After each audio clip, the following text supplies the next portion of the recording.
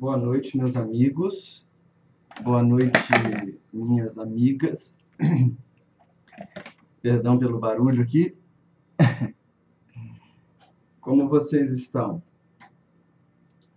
Espero encontrá-los bem. Espero encontrá-los felizes e que a nossa noite de estudos seja proveitosa para nós, né? Como uma forma da gente aprofundar um pouquinho mais as nossas reflexões em torno do pensamento espírita, em torno da maneira como também difundiu o espiritismo, a figura de Leon Denis. E tudo isso é muito positivo para nós, né?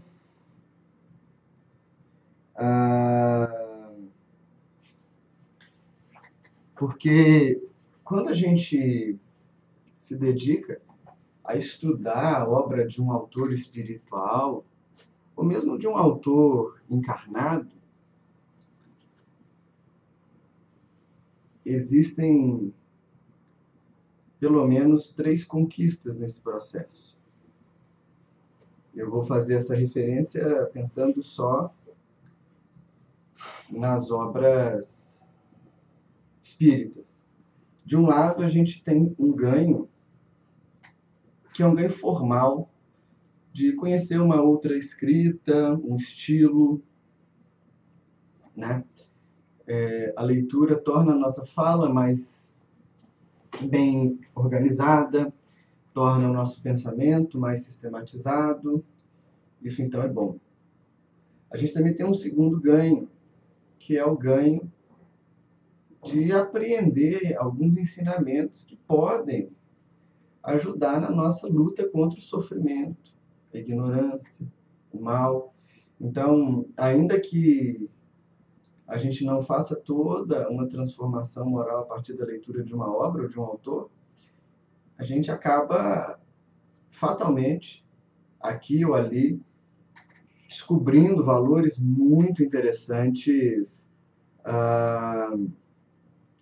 para a nossa caminhada.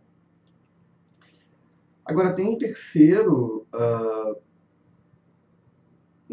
ganho, que a gente não costuma falar muito disso, ou dele, né? Que é assim, ó, na medida que a gente entra em contato com as obras espirituais de um determinado autor, de um determinado médium, a gente acaba participando também da vibração desse espírito. A gente cria vínculos com ele. Porque vejam só, os espíritos superiores se ligam a nós pelos elos do pensamento. As distâncias aqui na Terra são grandes. Mas para o espírito, qualquer distância é vencida pelo pensamento. Cada vez que a gente se dedica a ler uma obra bacana, a buscar nessa obra um refúgio, a extrair desse conteúdo amadurecimento, a gente cria conexão com seus autores espirituais. Portanto, esse estudo nosso que vem acontecendo, né, há tantos meses, com certeza, para aqueles do nosso grupo que têm também lido a obra do Denis, isso é uma grande forma da gente criar conexão com ele. E sempre é bom a gente ter vínculo, né, com espíritos superiores, com espíritos bacanas. Eu estou aqui com o celular, pessoal. O som está baixo? Vê se melhora agora o som.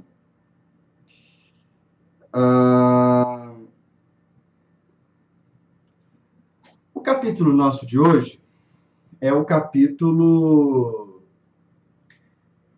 25, né, que trata do tema o Espiritismo e a Ciência. Se vocês leram esse capítulo, vão se lembrar que ele é um capítulo bem curtinho e, na verdade, é um capítulo datado, né? Não dá para a gente pegar o texto que o Denis está escrevendo aqui nesse contexto e transferir totalmente para o nosso tempo. Porque entre 1889, 1890 e 2020 já se passou mais de um século, né? Nós temos quase 130 anos. Nesse tempo, muita coisa mudou. E esse foi, então, parte do tema que nós abordamos no último encontro, na semana passada. A gente analisou um pouco essa perspectiva do Espiritismo como algo profético que viria para renovar a Terra e tal. Então, como esse capítulo é pequenininho, qual que é a minha proposta para vocês? E aí vocês me avisem no chat se está tudo bem. Eu quero fazer assim, ó. Nós vamos passar por esse capítulo, pelo capítulo 25, no tempo que eu precisar para a gente conversar a respeito dele. E logo depois, eu quero usar o tempo que a gente tiver para a gente conversar um pouco, esclarecer algumas dúvidas que possam estar ficando no estudo para trás, inclusive tirar algumas dúvidas do último estudo. Depois eu fiquei pensando que talvez não tenha sido muito palatável para algumas pessoas, porque realmente eu acabei passando por conceitos mais abstratos, por uma noção de visão de mundo um pouco diferente daquela da religião. Então, a minha proposta para hoje nós vamos passar pelo capítulo 25, e logo em seguida a gente vai ter esse espaço de tempo, eu não sei quanto tempo vai dar, talvez 20 minutos, um pouquinho mais, um pouquinho menos, para a gente rever alguns conceitos e a gente poder esclarecer, tudo bem? E aí o elemento que vocês têm para fazer isso é o chat. Vocês podem mandar as questões que tiverem aqui, que eu vou falando, acompanhando, depois passo para responder as questões que vocês me mandaram. Tudo bem? Vamos lá. Pessoal, o Denis, ele começa o capítulo, na verdade, fazendo uma referência ao fenômeno espírita como um fato que poderia ser simplesmente tratado pela academia ou pela ciência. O que quero dizer com simplesmente? Para o Denis, e na verdade para todos os pesquisadores do espiritualismo moderno, a comunicação com os espíritos ou com os médiuns, ela era por demais concreta e por demais peremptória, ou seja, não havia tanto espaço para dúvidas. Afinal, a gente está falando de um período de mediunidades que são descritas com muita pujança. Médiuns de levitação, de materialização, escrita direta, efeitos físicos, e os médiuns de fenômeno inteligente, a gente tem transe com transfiguração, tudo isso. Então, para as pessoas que estão se debruçando sobre o moderno espiritualismo, sobre o espiritismo no final do século XIX, essas coisas pareciam muito concretas, muito concretas, muito concretas. Só que elas não vão ser encaradas dessa mesma maneira pelos pesquisadores do fim do século XIX. E a gente pode elencar para isso dois motivos, né? E eu quero conversar um pouquinho com vocês a respeito deles. Para a gente começar, vamos pegar um argumento do Denis, que ele apresenta para nós no segundo parágrafo do texto. Ele diz assim, ó, falando que o Espiritismo não recebia a devida atenção daqueles pesquisadores. Ele vai dizer assim, a novidade vem inquietar porque destrói teorias já afeiçoadas, velhos sistemas edificados com muita dificuldade, derriba situações obtidas e perturba comodidades, por necessitar de pesquisas e de observações para as quais já não há mais gosto. Ou seja, ele está dizendo que, na verdade, as pessoas perderam o interesse em pesquisar porque o Espiritismo incomodaria sobremaneira esses pesquisadores. Então, esse pode ser um argumento, mas a gente precisa agora aqui reconhecer pelo menos mais dois argumentos para essa distância que vai se dar historicamente a partir da segunda metade do século XIX entre fenômenos de pesquisa psíquica e a ciência convencional. Primeira coisa, a gente tem que observar o campo das ciências humanas. E é desse período também, ou seja, do final do século XIX, que estão nascendo alguns textos, e a gente vai ver surgir alguns pensadores que vão se debruçar sobre a fenomenologia da religião. Um campo que vem da filosofia, mas que vai agora se dedicar ao estudo do sagrado. E por que que isso é importante? Do que trata a fenomenologia da religião? De maneira muito resumida, assim, muito simplória, a gente pode dizer que a fenomenologia ela vai abordar o modo como isso que a gente chama de sagrado se manifesta. Por que que eu estou dizendo isso que a gente chama de sagrado e não os espíritos? Né? Por que que a gente não tem essa leitura tão facilmente dentro do espiritismo? Por quê? Para um pesquisador da religião, para um antropólogo, para um sociólogo que está pesquisando sobre religião nesse tempo, e aqui a gente tem que pensar e lembrar que pelo menos alguns grandes autores da fenomenologia, da sociologia da religião vão estar escrevendo nesse tempo. A gente tem, por exemplo, o Émile Durkheim, que é um dos pais da teoria do método sociológico, fazendo análises a respeito de religião. Para esses indivíduos, é como se cada grupo religioso, cada crença, cada grupo de praticantes olhasse para esse sagrado e desse um nome diferente para ele. Então, algumas religiões vão chamar esse sagrado de espíritos, outras de ancestrais, outras de demônios, Deus, seres elementais, ou seja, não faz tanta diferença para esses pesquisadores que a coisa seja exatamente aquilo que o praticante diz que é.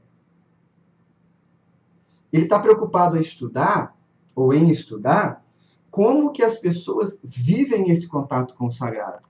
Então, veja só, nós vamos ter, através dos estudos, a percepção de que muito desses fenômenos, que a gente vai chamar de fenômenos espíritas, eles estão acontecendo de modo muito semelhante em outras culturas.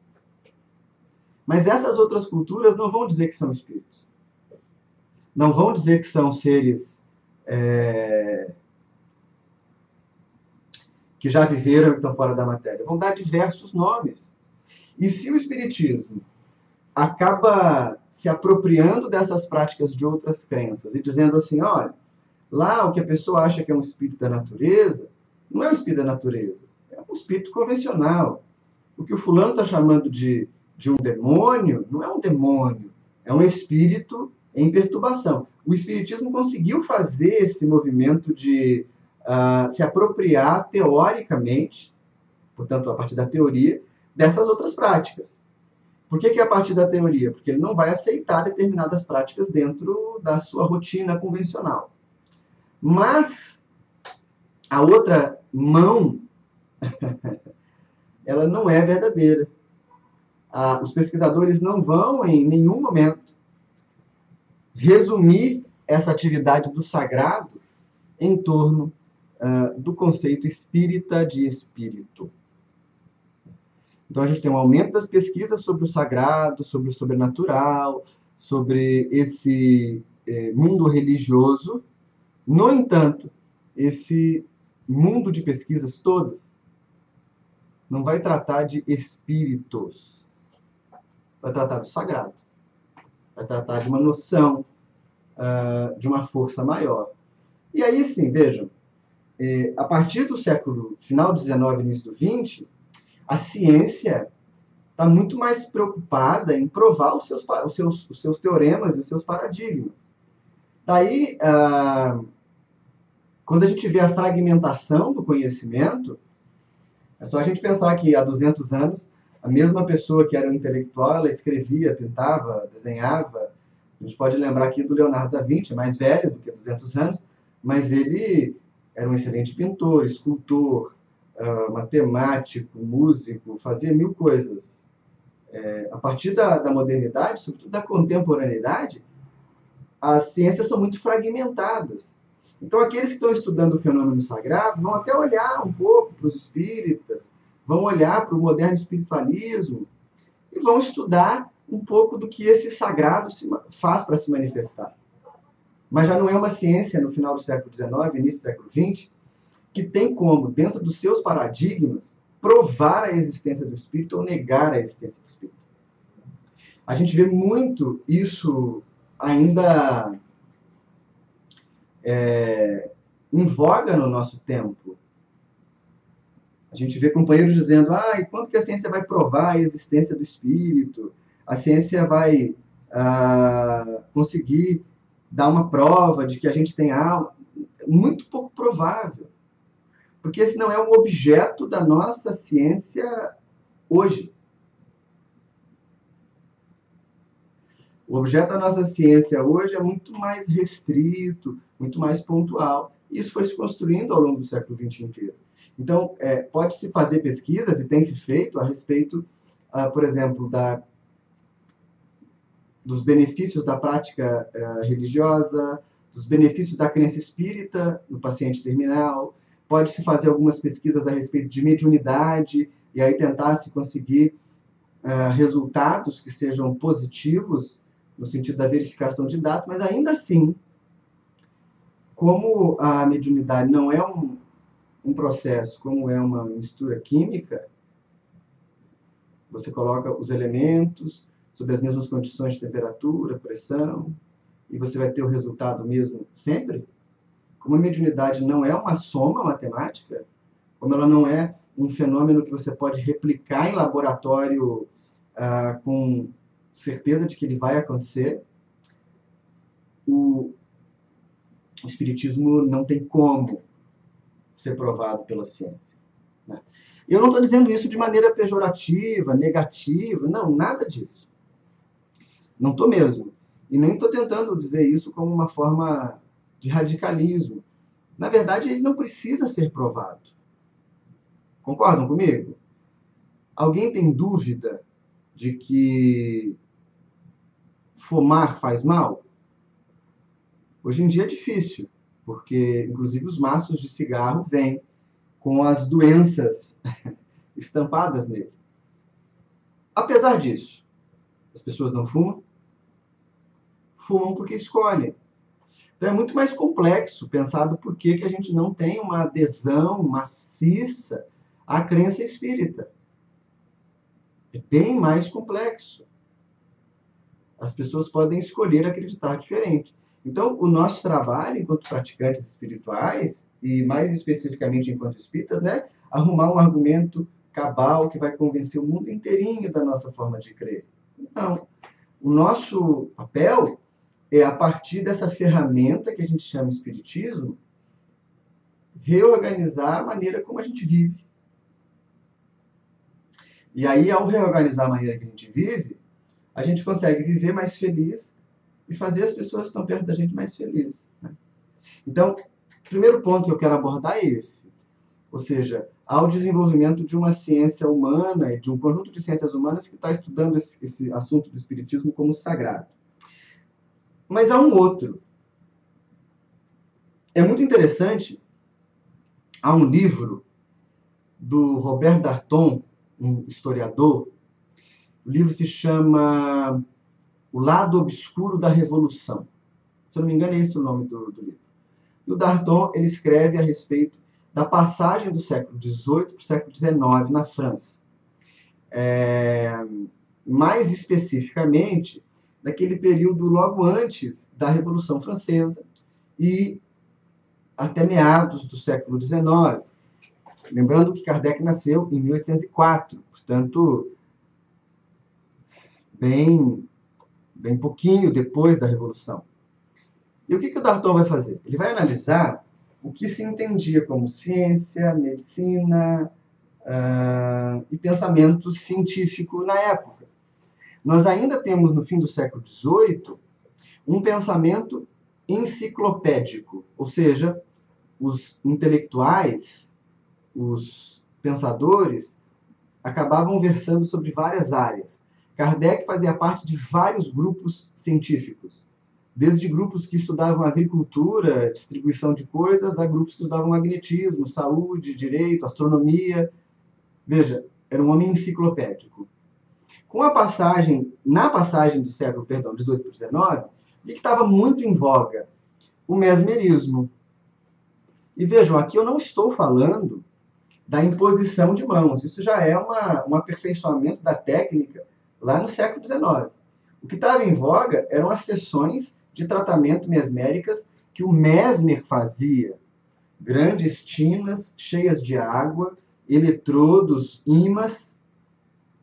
As pessoas passavam naquela corrente, tinham convulsões, passavam mal e acabavam expelindo, na teoria dele, os famosos miasmas, que seriam essas energias pesadas que impregnam o ambiente. Até hoje se usa essa expressão. Só que, a partir do século XIX, e a Revolução Francesa tem um papel muito importante nisso, a mentalidade ocidental começa a fazer um movimento um pouco diferente. E por que eu disse que a Revolução Francesa tem papel nisso? Porque até a Revolução Francesa, acreditava-se que a origem do poder do rei era divina. Por isso a gente diz, quem aí estudou vai se lembrar há pouco tempo, né, ou até há mais tempo pode se lembrar, dos reis absolutistas. Por que eles são chamados absolutistas? Porque de fato eram absolutos. Eles representavam a vontade de Deus. Né? E com a Revolução Francesa, o Luís XVI é morto, guilhotinado.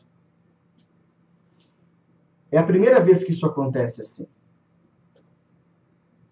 Alguém que pode estar mais antenado com a história vai me dizer, não, Vinícius, mas antes da Revolução Francesa, no século XVIII ainda,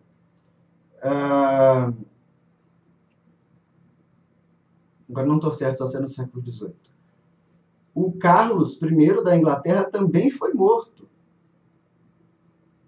Qual que é a diferença? A diferença é que na Inglaterra, as pessoas que mataram o rei não queriam o fim da monarquia, tanto que há reis na Inglaterra até hoje.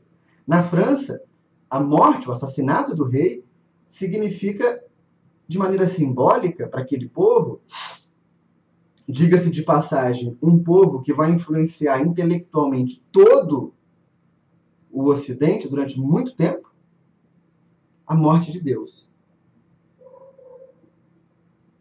Ou seja, já não é por um poder divino que um homem governa, porque esse homem não pode governar por Deus.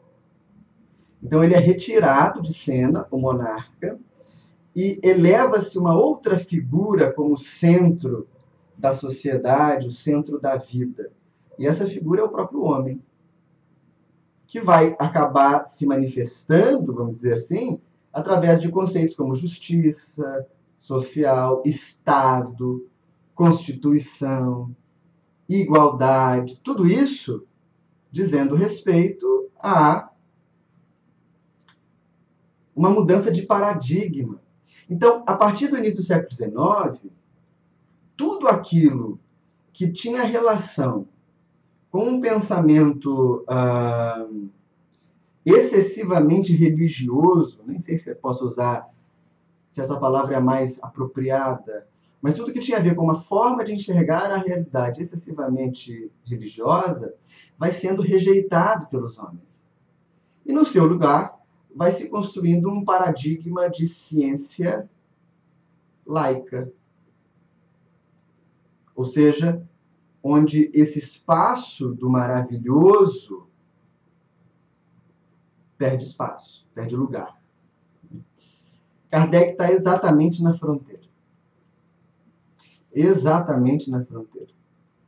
E o fato dele estar nessa fronteira implica que ele ainda vai ter algumas visões pautadas nesse modelo científico pregresso. Então, para ele, o magnetismo faz todo sentido, da forma como ele aprendeu, e ele vai, inclusive, no Livro dos Espíritos, preservar uma questão que sugere fortemente um conceito de abiogênese. O que é isso? Lembra daquela... não sei se já ouviram falar, é até uma experiência que em algumas escolas se faz. Quando você deixa uma carne exposta ao tempo, é possível que dentro de algum período você veja nascer naquela carne larvas, né? E o que é a teoria da biogênese? Era acreditar que na essência da carne existiria algo da essência do verme. Então o verme se manifestaria espontaneamente a partir da carne deixada apodrecida ou julgada. Isso é uma teoria de abiogênese, ou seja, a vida se gera sozinha. No entanto, não. Por que a carne deixada jogada cria larvas? Porque moscas pousam nela. E os ovos das moscas são muito pequenos. Não se vê esses ovos, mas quando as larvas nascem, a gente vê. Tem uma questão no Livro dos Espíritos, se eu não me engano é 42, eu posso conferir isso depois, ou a 32, é uma dessas duas. Está nesse meio. Kardec sugere isso. Então o livro está errado, Kardec está errado. Não, esse ponto está obscuro, mas ele está nessa fronteira. Então, assim, a partir da segunda metade do século XIX, a ciência vai ter muita reserva em olhar para assuntos que façam referência ao sagrado. Não tanto, não apenas por uma preguiça ou por uma sensação de que esse sagrado podia destruí-la. Não é isso. A ciência vai assumir essa postura porque ela está construindo uma forma de pensar descolada da religião. Então é claro que isso vai ter muitos excessos. A gente viu na semana passada, com o niilismo, a ideia de que vai chegar um ponto, lá nesse mesmo período que a gente está falando, em que as pessoas vão achar que já que não há moral, já que não há céu, já que não há nada disso, tudo pode. Não é bem assim, né, pessoal? Mas o fato do século XX não se debruçar ou não assumir o espiritismo como aquilo que vai resolver o problema, não é necessariamente porque ele foi abandonado. Ele nunca foi. Se a gente for justo, claro que sem o método e sem a forma, mas sempre tiveram fenômenos espíritas ao longo da história do mundo. O que acontece é que a nossa sociedade estava com outras visões nesse período. Então, o que o Denis aponta como sendo um descaso, parece mais, quando a gente faz uma análise pregressa, uma análise retrospectiva, parece que, na verdade, a gente está tratando de um amadurecimento. Não da humanidade em relação ao espiritismo apenas. Nós não precisamos disso. Mas da humanidade em relação a si mesma.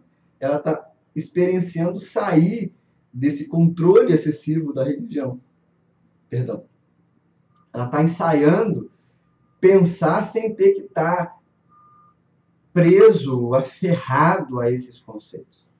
Então, hoje, quando a gente vê, e eu falei para vocês há pouco, um ressurgir de pesquisas na área da saúde, do bem-estar, falando da relação da religião, estudando a mediunidade, propondo teses de sobrevivência da consciência após a morte, isso faz mais sentido pensando na humanidade enquanto um ser coletivo, que também tem seus tempos, que também cresce, se desenvolve, faz mais sentido a gente perceber que um extremo materialismo também não é bom. É tão ruim, talvez, como um extremo dogmatismo. Então, hoje a gente está num período em que as pesquisas tendem a se desenvolver. Mas o Denis previa isso, assim como Kardec em alguns momentos, para o fim do século XIX, para o início do século XX. E embora a gente tenha muitas pesquisas nos campos psíquicos nessa época, elas são muito pouco expressivas. E a gente vai ver agora essas pesquisas começarem a surgir de novo, né? O Denis continua dizendo, assim, ó, no segundo que eu tinha lido, o terceiro é uma citação, quarto parágrafo. Como todas as grandes descobertas, o Espiritismo devia receber o batismo das humilhações e da prova. Quase todas as ideias novas, particularmente as mais fecundas, têm sido escarnecidas, insultadas em seu aparecimento, rejeitadas como utopias. Nós não podemos dizer mais que isso é verdade. Inclusive, Kardec tinha uma ideia interessante de que sempre o coletivo de pessoas teria uma opinião mais acertada sobre as coisas. Isso não é verdade nos nossos tempos hoje. Poderia ser no tempo pregresso, onde as pessoas tinham muito mais contato umas com as outras, contato interpessoal, de fato. Mas hoje a gente vive um tempo bem triste, em que há pessoas querendo provar, por exemplo, que a Terra é plana. Né? É tão curioso, porque um tempo atrás saiu uma matéria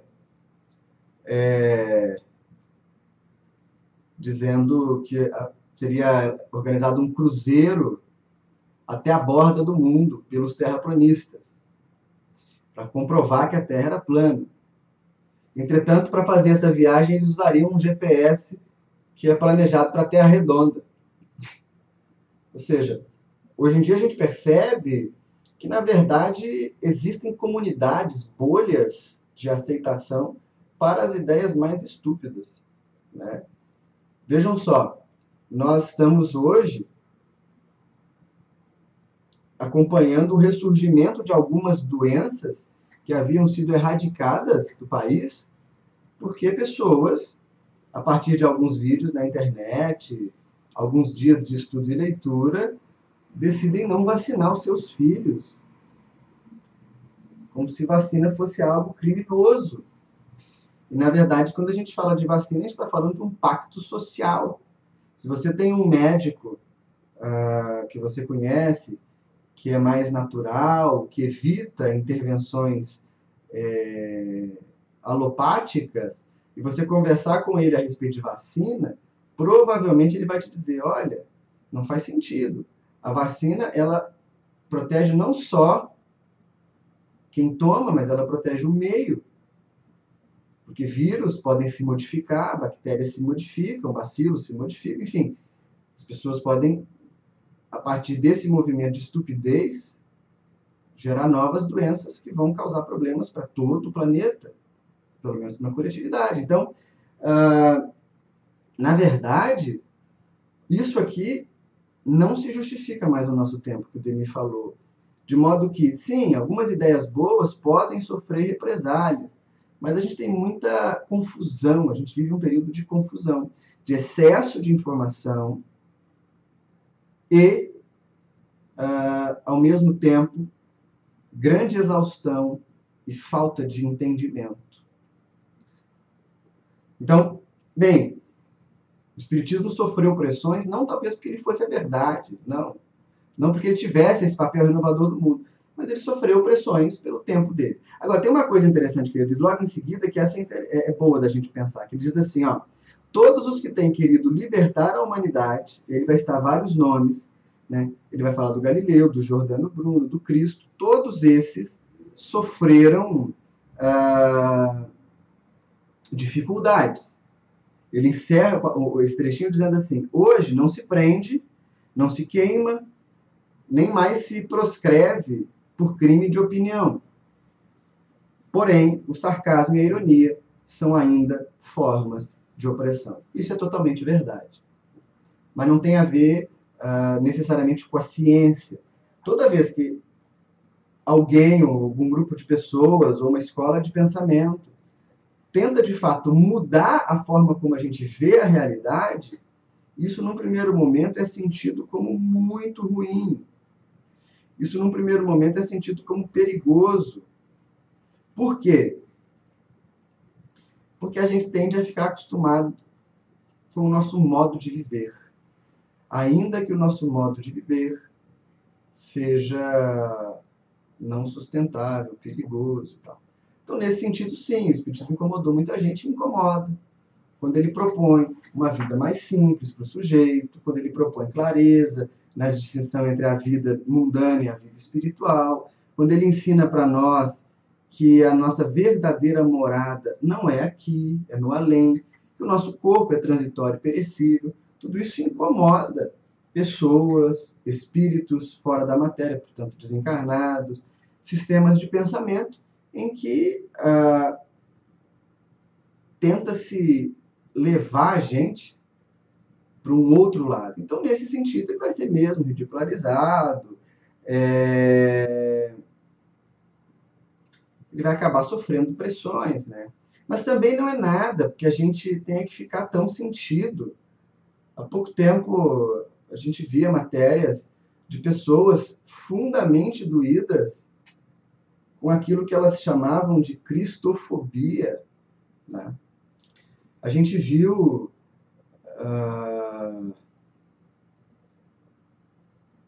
um grande alvoroço nas redes, entre grupos e tal, a respeito de um especial de Natal, de um grupo de humor, enfim. Ano passado, creio que tenha sido ano passado, um espírita famoso se manifestou a respeito de um desfile de escola de samba, em que Jesus era chicoteado por alguém vestido de diabo, um homem vestido de Jesus, chicoteado por um homem vestido de diabo. Isso causou incômodo nas pessoas, essa figura foi para os jornais escrever. Na verdade, isso só demonstra a nossa fragilidade. Por quê? Quantos terreiros de candomblé foram destruídos por pessoas que se diziam cristãs sem que uma voz fosse ouvida? Quantas charges foram publicadas fazendo piadas com figuras religiosas importantes no Oriente Médio, no Oriente mesmo, e isso não causou a nossa indignação. É óbvio que todo praticante espiritual ele tem como sagrado o seu objeto de culto, o seu objeto de fé. E ele deve ser respeitado. Mas também é óbvio que o que a arte faz é subverter todos os padrões da sociedade, para tentar levar o homem a ter uma outra experiência do mundo em que ele vive. E a arte não faz isso de maneira vazia, né? Os bons artistas, eles fazem críticas muito interessantes. De modo que, muito mais do que ir para a internet debater porque você acha que alguém representou Jesus de uma maneira errada e você ficar xingando o indivíduo, ameaçar ele com excomunhão, ou morte, ou umbral, ou o que seja, o que define o nosso ponto na prática espiritual é a conduta que a gente tem. Porque o fato de que alguém deboche, sei lá, do Cristo é motivo de tristeza. Mas isso não deveria ter poder de fazer com que a minha prática espiritual se tornasse uma prática de agressão. Entenderam a diferença? Então, assim, há opressão, há dificuldade, há sim. Mas essa é a nossa prática, né? A gente tem que fazer, a gente tem que seguir adiante. Mas quem gasta muito tempo brigando por isso, certamente não está defendendo Jesus. Jesus não precisa disso. Não está defendendo os espíritos superiores, eles não precisam, eles nem se importam. É muito melhor a gente gastar esse tempo pelo benefício dos nossos semelhantes. Porque a pessoa pode chamar você de qualquer coisa, né? Acho que eu já dei esse exemplo nos nossos estudos da criança que foi chorando para a babá dizer que o irmãozinho menor tinha chamado ela de cara de colher. E ela dizia que ela não era cara de colher. Mas o que é uma cara de colher, gente? Então, quando alguém nos ofende, nos chama disso ou daquilo, está chamando a gente de cara de colher. O que significa isso? Para o praticante consciente, nada. A gente não aplaude, a gente não divulga, a gente talvez não se empenhe nessas expressões, se elas nos incomodam, mas a gente tem mais o que fazer, né? Então tem que seguir a nossa prática. Por fim, o Denis, no último parágrafo, e eu já vou pegar aqui o celular para ver as falas de vocês, ele vai dizer para nós que o tempo presente não é senão uma estação na grande viagem da humanidade, um ponto na história das gerações. A utopia de ontem torna-se a realidade de amanhã. E aqui ele está cobertíssimo de razão.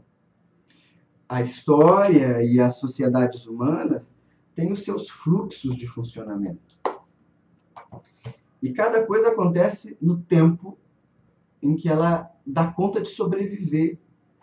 Aquilo que no tempo de Kardec se tornou uma grande explosão europeia, se restringe no século XX, sofre alguns preconceitos, uma rejeição fora do Brasil. No Brasil não, a gente tem o espiritismo forte, mas fora daqui ele ainda é um movimento que se organiza, um movimento nativo que se organiza. Existem muitos brasileiros fora do país que levam o espiritismo para outros lugares. Mas quando eu falo de praticantes nativos, esse é um movimento que está crescendo ainda. Mas agora a gente começa a ver que o sonho de ontem, né, a utopia de ontem, começa a se fazer presente a partir dessas pesquisas, de um reaproximar do pensamento, não com a intenção de provar a existência do espírito. Isso não se dá num curto espaço de tempo.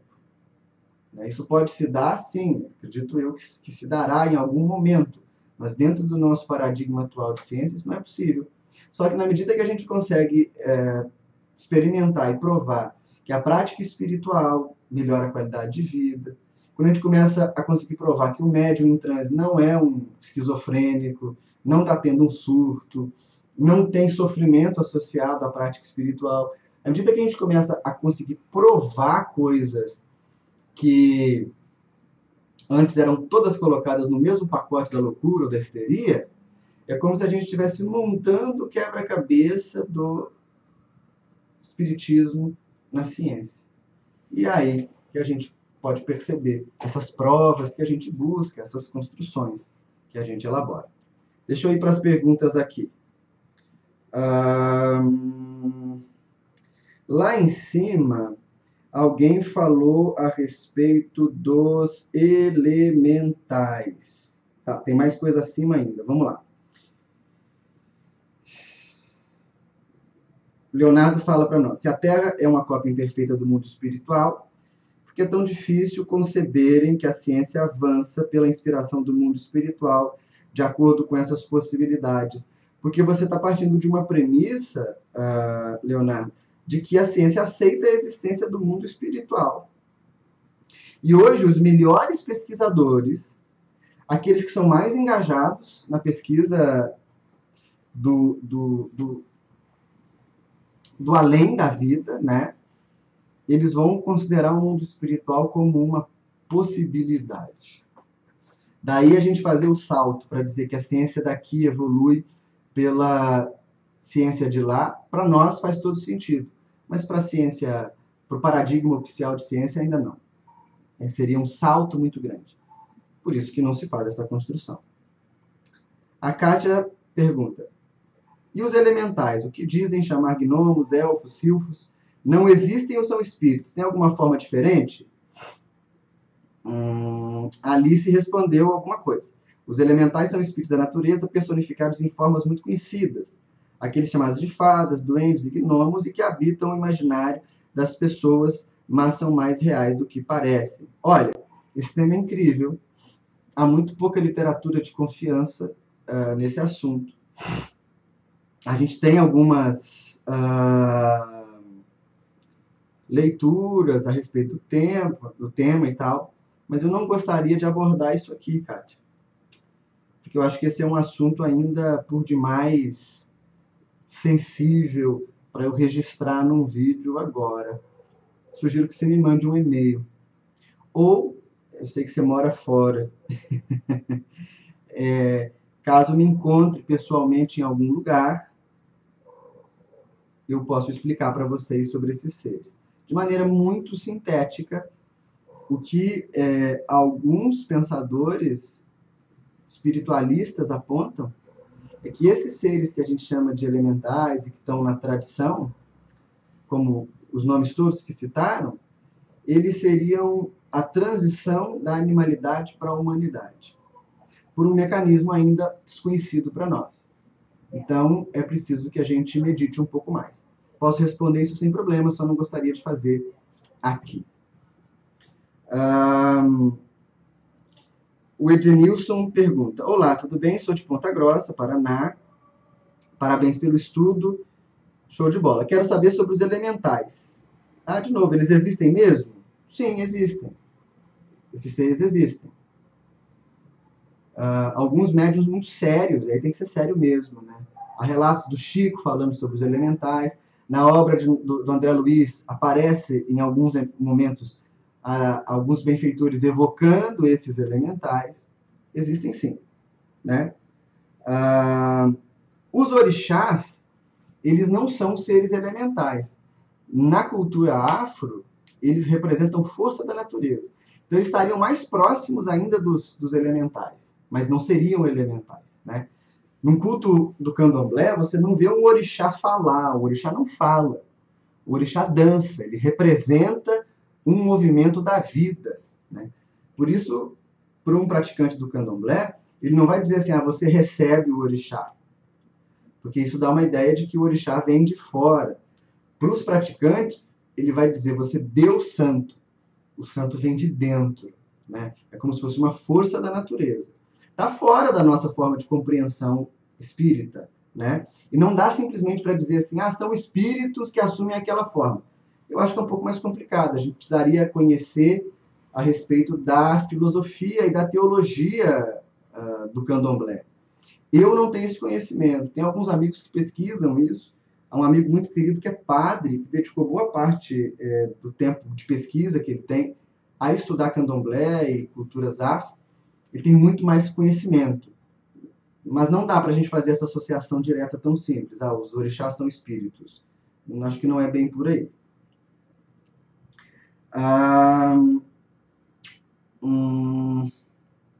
Aí a Verônica falou também, o pessoal colocando as coisas.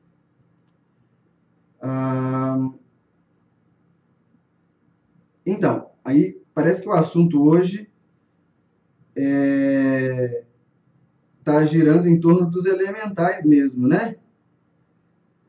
Eu posso preparar mais para frente uma fala sobre isso, mas eu não gostaria de fazer pela internet, porque esse é o tipo de assunto que as pessoas pegam, recortam um trechinho do vídeo da gente, colocam só aquele trechinho na internet, colocam uma chamada ultra sensacionalista dizendo descubra a verdade sobre os elementais.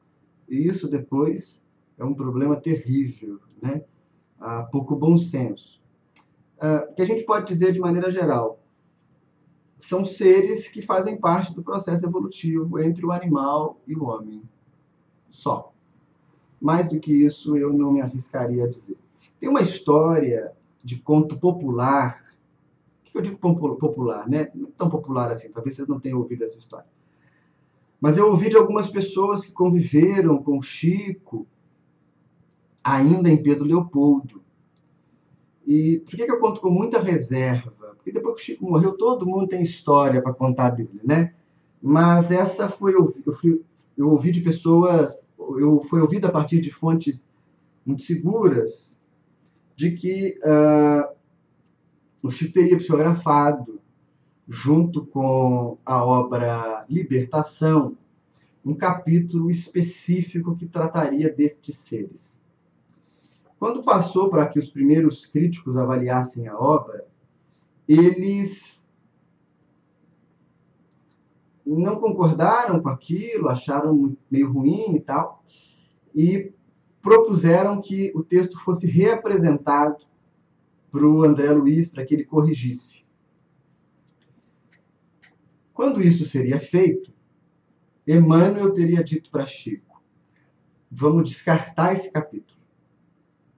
Porque se as pessoas que estão analisando a obra, que são pessoas muito capazes do entendimento espírita, não compreenderam, nós vamos causar mais prejuízos do que benefícios. Então, esse é um tema que, penso eu, dentro de algum tempo, vai acabar sendo tratado por médiuns sérios, construindo assim uma rede de universalidade do ensino dos espíritos. Agora, até isso acontecer, o que a gente tem são conjecturas, alguma teoria e relatos de médiuns. E, claro, a gente tem que levar esses relatos muito como relatos, né? Assim, a gente escuta, racionaliza se faz sentido, mas não dá para a gente tomar isso como coisas 100% verdadeiras. A melhor sugestão que eu dou: muita gente me encontra quando eu estou viajando, fazendo palestra por aqui, por ali, a gente acaba viajando o Brasil quase todo. E aí é comum eu estar num lugar, a pessoa fala assim, eu assisto seu estudo na internet, eu vi você falando e tal. Eu acho isso bem legal. O melhor caminho para vocês conversarem um pouco comigo a respeito desse tema é me encontrar num desses lugares e falar, olha, assisto seu estudo na internet. Você falou que a gente podia conversar sobre tal tema. E eu converso com você sem problema. Eu acredito que existem alguns assuntos que é melhor a gente conversar pessoalmente. A gente está fazendo um estudo aqui pela internet, que eu acho que é muito bacana, mas eu ainda não sou totalmente aberto a todo tipo de estudo por aqui. Eu acho que determinados temas a gente precisa olhar no olho para conversar, porque são bem complicados, né? O Zé Luiz falou aqui do Trigueirinho, ele é um dos autores, a gente vai ver mais sobre o tema em obras espiritualistas. Mas nesse momento eu não gostaria de indicar para vocês essas obras espiritualistas também não, sabe? Pessoalmente. Tem mais uma pergunta? A Natasha fala aqui para mim, ó. Vinícius, durante os anos 60, se não me engano, tiveram uma série de pesquisas sobre paranormalidade. Por que você acha que elas acabaram, ou de certa forma sumiram das notícias? Essas pesquisas estavam associadas à Guerra Fria. Então, eram pesquisas que se relacionavam a poderio militar. A gente vai ter, nos Estados Unidos, um projeto chamado Livro Azul, Blue Book, que vai tratar desses temas de paranormalidade, telecinese, leitura fria, todas essas coisas. E a gente vai ter na Rússia também um grande experimento em torno desse tema. Depois ficou conhecido num livro por trás, Fenômenos Psíquicos por Trás da Cortina de Ferro. Por que isso cai em desuso? Porque na mudança do paradigma científico, a parapsicologia, que vai ter um lugar muito legal nesse período, também começa a ser objeto de crítica e começa a ser observada a possibilidade de fraude que ela trazia em algumas circunstâncias. Daí a gente vai ver que a parapsicologia acabou se tornando uma espécie de jogo, baralhos parapsicológicos, para que se reproduzissem experimentos. E a parapsicologia não está, em última análise, analisando ou estudando o fenômeno mediúnico, ela está se debruçando sobre fenômenos anímicos, habilidades e aptidões que o sujeito tem e pode manifestar por treino. São coisas um pouco diferentes. Então, acho que essa quebra se dá um pouco por aí. Sem contar que o século XX também viu serem desmascarados centenas, talvez milhares de falsos médiuns e de falsos paranormais. E desde o Homem do Rá, aqui no Brasil, até o ET Bilu, né? A gente está falando de coisas que acontecem no mundo já há 200 anos. Isso enfraquece a credibilidade nos grupos sérios. Mas as coisas acontecem no tempo que tem que ser, então a gente também não tem muito que se revoltar contra isso. A gente tem que sustentar, ou deveria sustentar, uma prática honesta, espiritual, capaz de reformar nossa visão de vida, capaz de levar a gente a gerar menos sofrimento para vocês, menos sofrimento para a gente, mudar a nossa relação com o mundo, relação com as pessoas. E uma vez que a gente faça isso, e faça isso de maneira crescente, a gente consegue abrir espaço para que outras pesquisas surjam. Tudo bem? Um livro sobre parapsicologia, vocês podem ler Tratado de Metapsíquica, que é do Charles Richer. Ele não é de parapsicologia, mas ele é o que vai dar o primeiro campo teórico para a parapsicologia. Dali que se desdobra ela. E indico também esse que eu acabei de falar, Fenômenos Psíquicos por Trás da Cortina de Ferro. Bem, eu acho que é isso. Tudo bem? Vamos parar por aqui hoje? Estou colocando agora para vocês o meu e-mail, tá? vinicius.lara@yahoo.com.br. Na semana que vem, o nosso tema será um tema bem legal, que é perigos do espiritismo. Vocês já devem ter ouvido por aí que quem mexe com essas coisas de espiritismo fica doido. Vamos ver o que o Denis fala para nós. Eu vou também tentar cotejar com o que Kardec fala no Livro dos Médiuns, com um capítulo que ele trata de os perigos da prática mediúnica, né? Então, a gente vai ter muita coisa legal para ver. Espero que vocês estejam aproveitando esse passeio. Está sendo muito legal para mim. Peço que vocês me mantenham nas suas preces, por favor. Faço para vocês uma pequena confissão.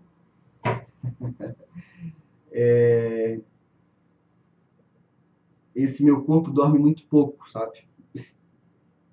E isso tem afetado um pouco a minha saúde, embora eu tenha já me dedicado a alguns tratamentos, tenha buscado auxílio, de alguma forma recorrente, as noites de sono em claro. Então, um bom pensamento, certamente, pode fazer muito bem para esse amigo de vocês. Um beijo no coração de todos, que vocês tenham uma ótima noite, que vocês tenham um ótimo sono. E na semana que vem a gente se encontra de novo, meus amigos.